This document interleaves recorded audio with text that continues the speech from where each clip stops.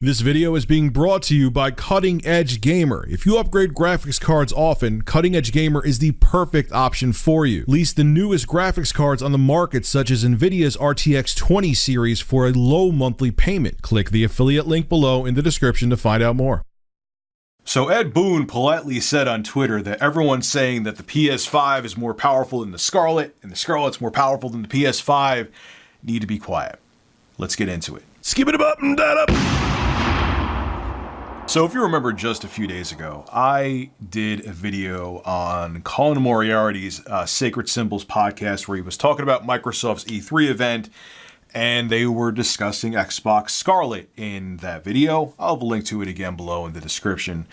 And he was saying that he has developers that he knows inside the industry. Keep in mind, Colin Moriarty, before he went out on his own, used to be a journalist for IGN.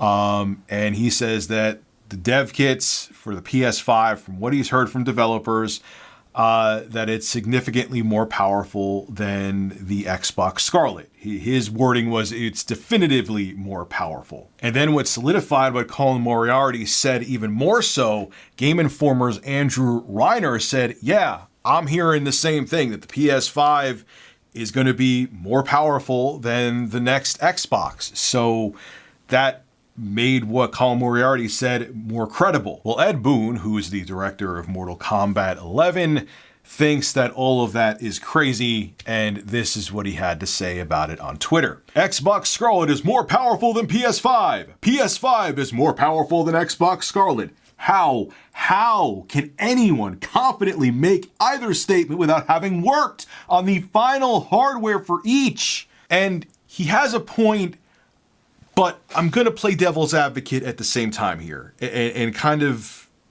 say what the validity to what Ed Boon is saying and why I think Colin Moriarty, his statement about the PS5 being definitively more powerful, may have credibility too.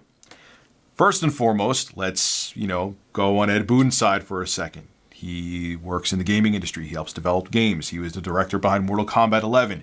He probably has some kind of dev kit from both Sony and Microsoft in hand right now. He may be talking from experience. So it's not like this is just Michael Pachter, who is just an industry analyst who hasn't even seen a dev kit from either of these companies saying this.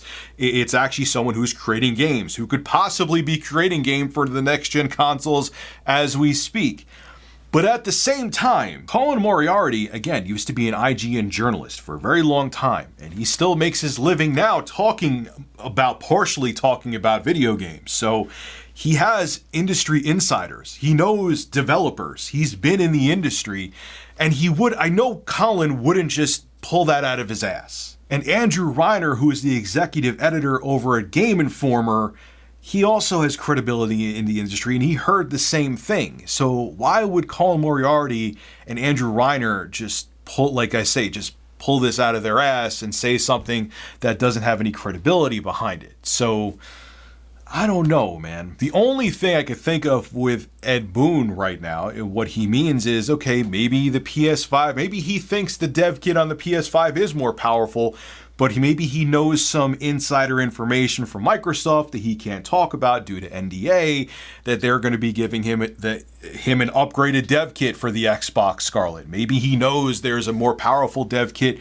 down the pike coming up, because there still is about a year and a half until we see these next-gen consoles, give or take a month or two. So maybe things could change, and due to the fact they're both using x86 architecture, they may be able to increase clock speeds or maybe add a slightly more powerful GPU without having to change the entire dev kit or change the entire console. Things could fluctuate, okay?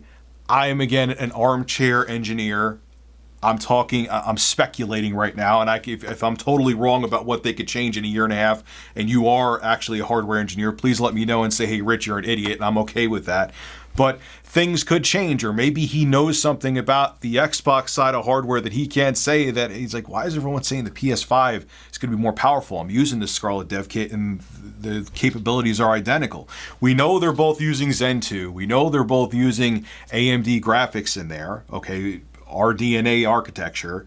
So we know there's things very similar between the PS5 and next Xbox. So at the end of the day, they may end up being equally as capable. And all this, one's more powerful than the other, rumors going around right now, even though there may be some accuracy now, in the end, when we get the final product in our hands from both Sony and Microsoft, may end up being misinformation because specs may be tweaked by both companies. We'll have to wait and see. So both Colin and Ed Boon have points. This is Rich of Review Tech USA signing out. Have a good one.